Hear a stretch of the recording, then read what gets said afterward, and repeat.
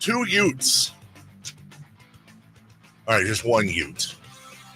Wes Wilcox reported yesterday will now be the new general manager of the Utah Utes. Yeah. He was at the Kings game last night. Still there, I think, for maybe a couple more. It's interesting. Yeah, what's your read on this? It's interesting because, well, look, there's the dramatic read, which I think the whole Wes versus Monte thing's a little over, that's a little overbaked. I don't think there's much of that. Not to say that there's not anything, but I don't think it was like, I'm hearing, like people say like, oh, Monte won the power struggle. No, I think, what is my true read on it? Here's my true honest to God read on it. Wes Wilcox was probably offered a butt ton of money from Utah to go be their GM. He anticipates that the front office is going to be recycled, and he's getting off while he can. Mm-hmm. That's. I don't know. It's hard not to read it that way, right? Yeah, I don't know that that's true, but that seems to be the most logical thing. And part of it might also be, this is a former general manager of the Atlanta Hawks. He's got GM experience, and maybe he's been here 3-4 years now as an assistant. Maybe he wanted to do his own thing. But it also seems like I don't know if it's a lateral move or not, but going from the NBA, it's not like he's going from the NBA to Duke or North Carolina or whatever. He's going to Utah. Yeah, but they're also not shy on NAL money and other things. But yeah, you're right. I mean, from being, whether he was one of 30 or at least, now in a front office, and if that's an area you wanted to be in, I don't know if you have a better chance of being in the NBA to get it or getting back in from going through college. But it's an interesting move, and just the landscape of college is changing so quickly. I mean, I don't know these GM jobs, it's kind of the GM of the sport where you still have an athletic director. Yes. But he's kind of overseeing basketball. Right. Which is unique. Which is very unique. So that tells me to go from an NBA job where it's not like he's getting peanuts to a mid-level college basketball program. There had to be a nice paycheck in there. And good for him. Yeah. Good for him. Absolutely. I'm not in any way, shape, or form insulting him for that. Good for him. So I do think, though, there's writing on the wall there. It also creates an opening in the Kings front office. Although I do think I don't know that we can talk about whether or not this should happen or not. I'm just talking from a pure odds standpoint. If I'm Las Vegas and I'm laying odds, I'd say there's probably a 75% chance that Monte's gone at the end of the year. I think it's more likely than not. I do like Monte. I think there's more there than meets the eye, but I also know we know this team pretty well and how that works. And I think I would be rather surprised if Monte and Doug were both back here next fall, considering how we're going into, and again, we'll see what happens the rest of the season, but the at this rate, final page hasn't been written. But yeah, you're right. At this rate, it's not looking promising. No, and then it's who comes in, and here we go again, and again, if I thought that Monte McNair and his peoples had been 100% empowered to do everything they wanted to do, then I would say that Monte McNair should be relieved of his duties at the end of the year. It's been long enough, and we are in a better place. The team is better than when he took over. And even if you're saying we're in purgatory, look, he gave you the beam team. He gave you a play-in. You coin flip, you'll get another play-in this year. They have some positive assets. Just from a logical standpoint, they're in a better position than when Monte McNair took over. The problem is that I do not believe that he has been given 100% authority. And I'll go back to the Sam Amick article. When the GM doesn't want to fire the coach and the coach gets fired, that is proof positive that he is not the largest voice in the room. And if you're not the largest voice in the room, I don't care who you are as a general manager. It ain't going to work out. So that worries me, because it doesn't matter who the hell you're going to bring in. And are they going to be the largest voice? How long is that going to last? Right. Yeah. And is that also kind of part of Wes's decision or not, right? Is it, the front office maybe not getting to do everything that they wanted? I mean, who knows? These are all things that are led up to speculation at this point. Yeah, and that's the thing. And this Palace intrigue and speculation, and it's so draining and grating because it's not new. Like,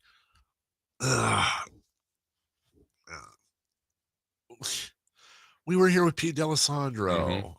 And who's making the decisions? Is it Pete? Is it Chris Mullen? How much of a voice does Mitch Richmond have? And then the whole Mike Malone thing, and who made that call? Was it Pete? Was it Vivek? Did they both want to do it?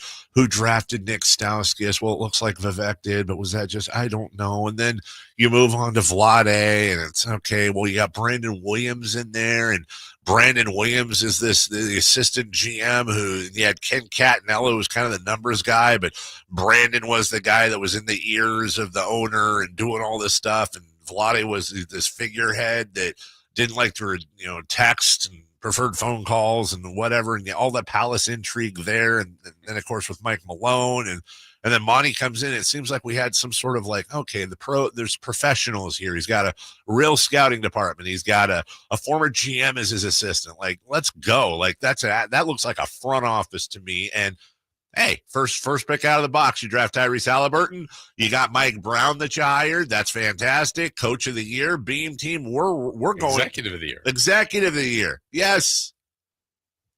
And when you look at, like, they really should have I said this the other day, there should be a 30 for 30 on the absolute decimation of this team from, hey, they're young, they're exciting. Right. The Beam team's taking over. They gave the Warriors everything they could handle, and Golden State barely. Like, think about where we were as a team going into Game 7 of that Warriors series that year. Because you just won there in Game 6, which was as good of a win as we've ever remember. Absolutely. Yeah. And you look at the roster and everything involved. And then imagine, like, us all sitting around and going, okay, well, you know what? Let me tell you where we're going to be 2 years from now. De'Aaron's going to be gone. Zach LaVine's going to be on the team. DeRozan's going to be on the team. Kevin Huerter's gone. I'm forgetting somebody else that's gone. Yeah. Mike Brown's fired. Wes Wilcox is gone. Monty's right behind him. Yeah, not that this team had at any point this year had this really high belief, but even last night in the game against Oklahoma City, last time they played him, I think, was 2 months ago, and it was De'Aaron's last game.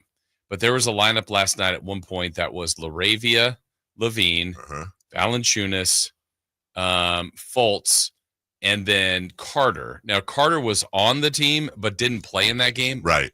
It was 2 months ago. None of those other guys were even on the team. Now, Doug was coaching the team. Right. But you're just going, 2 months.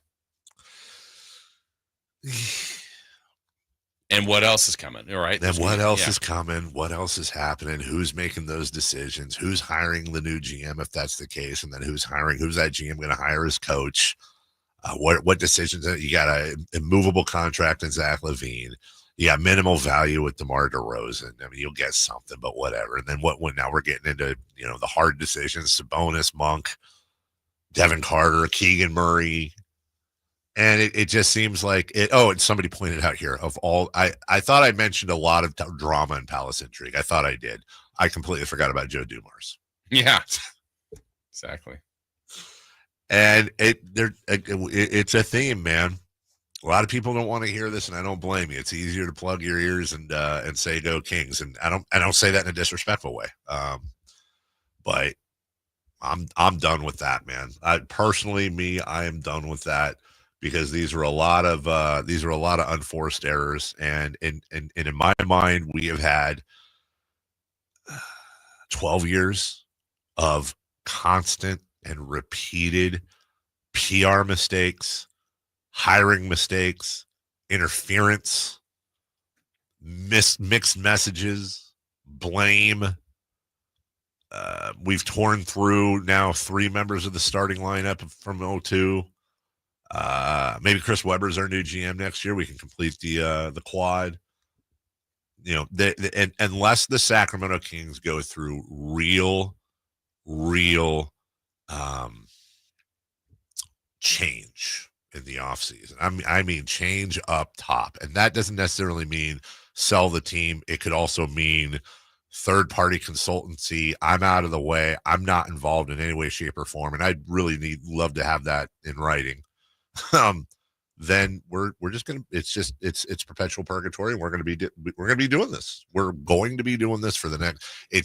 There is zero reason to keep thinking that this isn't going to repeat. What is that saying? The definition of insanity is, doing the same thing over and over again. That's what we're doing. And it needs to be called out. It needs to be talked about, and it needs to be normalized in a very nice, respectful way. We'll take a break. When we come back, around the NBA and standings watch, including Jimmy Butler returning home, Dame